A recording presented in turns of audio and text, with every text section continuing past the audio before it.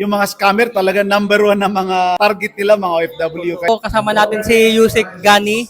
Malaking tulong sa atin to. Anong mapapayo nyo sa mga gustong magsimula magnegosyo ng mga OFW at seaman na takot pa rin talaga na sumubok kasi laging iniisip na baka bumigay o biglang malugi kagad yung negosyo nila. Magandang araw po sa mga kababayan natin, mga overseas Filipino workers, the modern hero.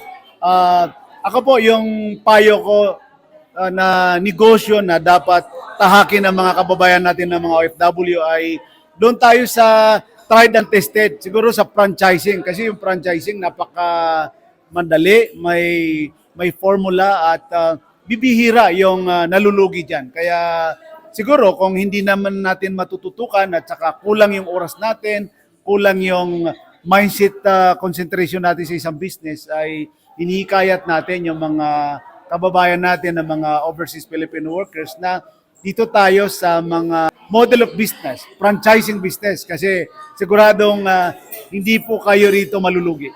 Kayo po ang nasa kalagayan ng isang OFW, kayo po yung isang OFW, wala po talaga kayong knowledge, tapos gusto niyo pong magnegosyo, anong una po niyo pong gagawin na para magawa din po ng mga kasosyo natin na OFW at seaman?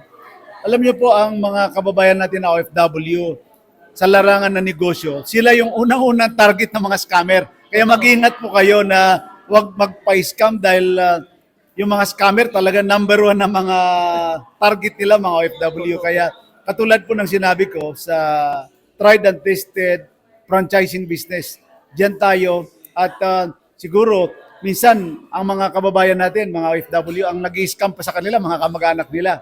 Kaya siguro huwag tayo lumayo sa mga tried and tested na franchising at dapat ipangalan nyo sa sarili nyo. Huwag nyo ipangalan sa kapatid nyo or kamag-anak nyo kasi yun ang number one na bibiktima sa mga kababayan natin ng mga OFW.